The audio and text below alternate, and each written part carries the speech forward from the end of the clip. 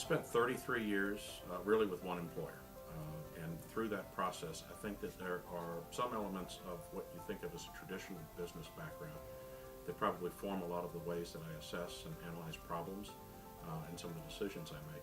But I think more importantly, when I was in business, I also had the opportunity and was encouraged, in fact, to get involved in education issues in our communities. And so from K through 12 to higher education actually became something that started as a passion, something that started as an interest that I had. Now I've had the opportunity to actually do that full time and see it as an even more exciting opportunity going forward.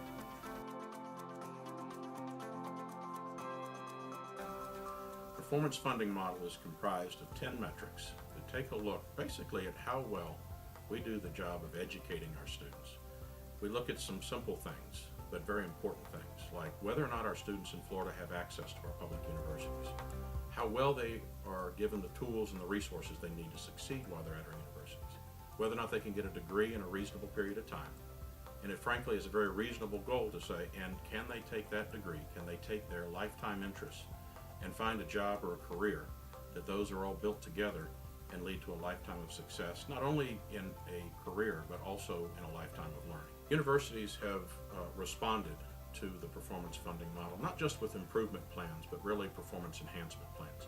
Every one of our universities has looked at these 10 metrics, analyzed where they can best focus and concentrate on serving their students and actually realizing the kinds of results that we had hoped a performance funding model would generate.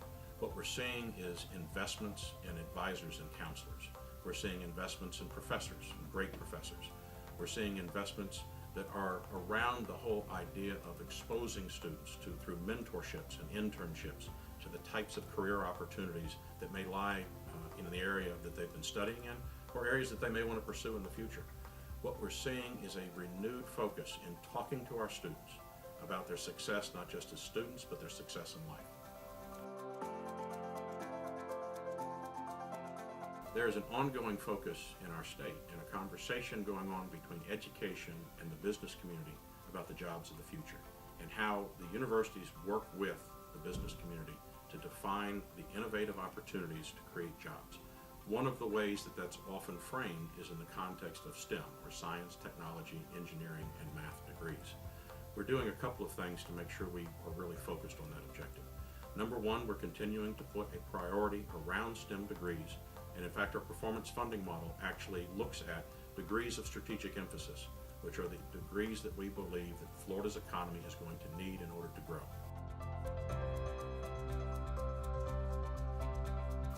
Florida has been innovative in recognizing that online education is a critical part of the offer we make to our students and our citizens through higher education. We led with the launch of UF Online, which first welcomed its students in January of this year. That's an online undergraduate degree available to Florida citizens. At the same time, we recognize that there are 2 million Floridians who began some form of higher education, education beyond high school, but haven't completed it to the point of getting a degree. Often those types of degrees and skills are exactly the types of degrees and skills that we need in the workforce. And so Complete Florida offers is an outreach to those citizens, making them aware of the opportunity to complete their degree. Maybe that's a degree that they began, maybe that's a degree that they've identified later in life that they want to achieve in order to increase their knowledge, increase their opportunity to get a job, increase their opportunity to get a better job. One of the critical questions that we are working this year to address is what it means to be a Florida university. We have framed that really in 3 parts. Number one, access. We believe as public institutions, we have a responsibility to be accessible to Florida students and to offer to them the opportunity, the skills, and the education that are going to lead to a lifetime of success. Number 2 is academic quality. I believe that Florida is already poised on the brink to talk about itself not in terms of size, but in terms of the excellence that we have in academics and our students' success, not only, again, as students, but really what they become as they are leaders and workers in our communities. And number 3 is accountability.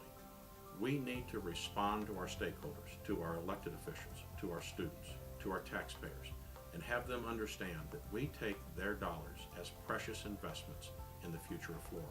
And so we have a responsibility to demonstrate that that money gets a return, that we understand what it drives Florida's economy, that we in fact are part of the driver of Florida's economy, and that not just the success of our students, but the success as new businesses come to our state, the success of new and innovative research discoveries, which lead to economic prosperity for our state. And as we continue to define what Florida's future looks like, higher education needs to be a critical part of that equation. At that point, we've defined what it means to be a Florida university.